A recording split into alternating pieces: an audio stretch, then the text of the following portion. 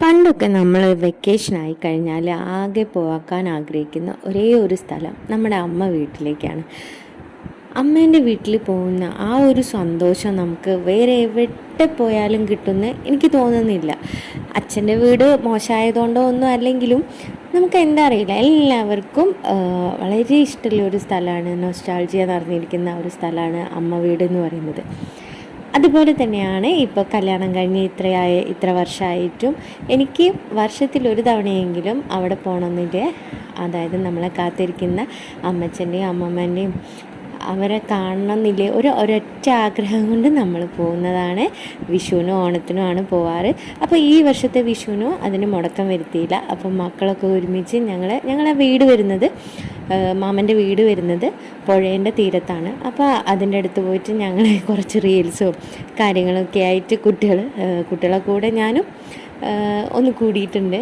നമ്മൾ പിന്നെ എവിടെ ചെന്നാലും അവരോടൊത്ത് കളിക്കുകയാണ് ചെയ്യുന്നത്. കളിക്കാൻ ഭയങ്കര ഇഷ്ടമാണെങ്കിലും കളി അറിയില്ല, അതാണ് മെയിനായിട്ടുള്ള പ്രശ്നം. ഡാൻസ് അറിയില്ല എന്നുള്ളത് വലിയ പ്രശ്നമാണെങ്കിലും എന്തൊക്കെയോ കാട്ടിക്കൂട്ടുന്നുണ്ട്. പിന്നെ ഞങ്ങൾ നല്ല ഹാപ്പി ആയിട്ട് എല്ലാവരും കൂടി ഒത്തൊരുമിച്ച് നിൽക്കുകയാണ്. ഇതിലിനി കുറച്ച് പേരും കൂടി ഉണ്ട്, പക്ഷെ അവർക്ക് വരാൻ പറ്റിയിട്ടില്ല. അടുത്ത തവണയെങ്കിലും അവർ വരുമെന്ന് വിചാരിക്കുന്നു.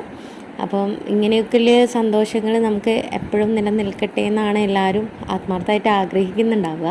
അതുപോലെ തന്നെയാണ് ഞാനും ആഗ്രഹിക്കുന്നത്. അപ്പോൾ എല്ലാ വർഷവും ഒരു മുടക്കം കൂടാതെ നമ്മുടെ സ്നേഹിക്കുന്നവരുടെ അടുത്തേക്ക് എത്താൻ വേണ്ടിയിട്ട് നമ്മളെല്ലാവരും ആഗ്രഹിക്കുന്നുണ്ട്. അപ്പോൾ നമ്മൾ കുറച്ച് ഫോട്ടോസും കാര്യങ്ങളൊക്കെ എടുത്ത് അങ്ങനെ അവിടെ കുറേ നേരം കുട്ടികളെല്ലാവരും കൂടിയിട്ട്, ഇതൊക്കെ ഞങ്ങളെ കസിൻസും ഇതിൻ്റെ മക്കളാണ് കേട്ടോ. അപ്പോൾ നല്ല അടിച്ചു പൊളിച്ച് ഒരു വിഷുക്കാലം കൂടിയിട്ട് ഇങ്ങനെ കടന്നുപോയി. പുഴ കണ്ടില്ലേ, നല്ല ആഴകില്ലേ. ഞങ്ങൾ പണ്ട് ഇവിടെ കുറേ ഞണ്ടൊക്കെ പിടിക്കാൻ, പിന്നെ ഈ പറമ്പിൽ നിറയെ കുറേ തൈകൾ എന്തൊക്കെയോ മുളച്ചിട്ടുണ്ട്. അപ്പോൾ ഇതൊരു ചെറിയൊരു കർഷകയാണ്, വീട്ടുമുറ്റത്തും ടെറസിൻ്റെ മേലേക്ക് ആയിട്ട്. അമ്മേൻ്റെ അനിയത്തിയാണ് കേട്ടോ. അപ്പോൾ അമ്മേൻ്റെ അനിയത്തി വീട്ടിൻ്റെ മുറ്റത്തൊക്കെ കുറേ ഇങ്ങനെ കൃഷിയൊക്കെ ചെയ്യുന്നുണ്ട്.